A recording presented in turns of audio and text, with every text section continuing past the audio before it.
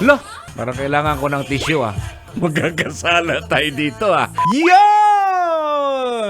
Hello po sa inyo, hello po sa ating mga kigol dyan. At syempre, alam na alams nyo na kung sino to. Totoy Bato ng programang EDSA. At eto, may papanoorin daw tayo dito. Yon!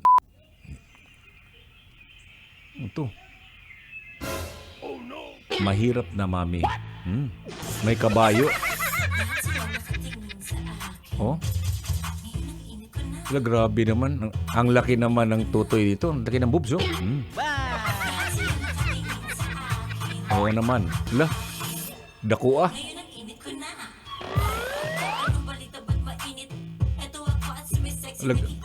Grabe naman. Ang laki ng rosas. Uy, may gatas! Oh, yun nga. Masarap nga.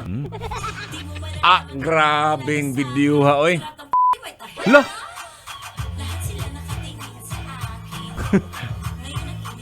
Ngayon ko lang napanood ng full to Pwede na! Ano ba yun? Buntis ba yun? O malaki lang yung tiyan? May napili na ako. Swerte ng lalaking to Oh. Lord, magkakasala tayo dito Umaalog. Grabe.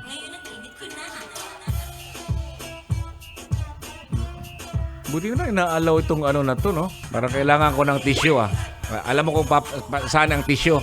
Igaganon ko. Kulang ang isang tissue. Alam mo kung bakit? Alam mo para saan yung isa? Para dito. Grabe. Ano ba yun? Inaalaw ba yun? Pinapatugtog ba natin to? Yun? Yung lyrics lang yung lyrics para sa akin, kasi maingay din ako habang nagsasalita Parang nakita ko, parang hindi siya po pwede i-post or i-share sa social media kasi may mga bata na mga nanonood Alam mo naman yun, maraming mga batang nanonood. At saka, hindi siya fit. Oo. May nalaman din ako doon sa yung nagsumasayaw. Parang isang mami, may pinopost din siya dati ng mga, mga tips ba yun? Or paano alagaan yung mga bata. Siguro sa mga ganitong, mga shows, no? Personal consumption na lang siguro. Mahirap na kasi pag piniplay natin sa social media, sabi nila, point of view naman bro, damit pa lang kahit wala ngang music, wala pang lyrics Parang hindi siya kaya-aya, kakit-akit. Biglang seryoso tayo, Uncle, Oo, hindi seryoso na tayo ngayon kasi parang tumayo nga yung balahibo ko. Totoo yan naman ba? Tumayo balahibo ko dito sa kamay. That's the other side of Totoy Bato, bro.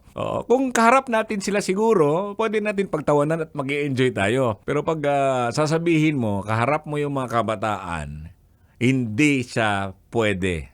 Kumbaga, ban talaga siya, ban. Boy P, pwede ba ako pahingi ng kopya niyan? Yun!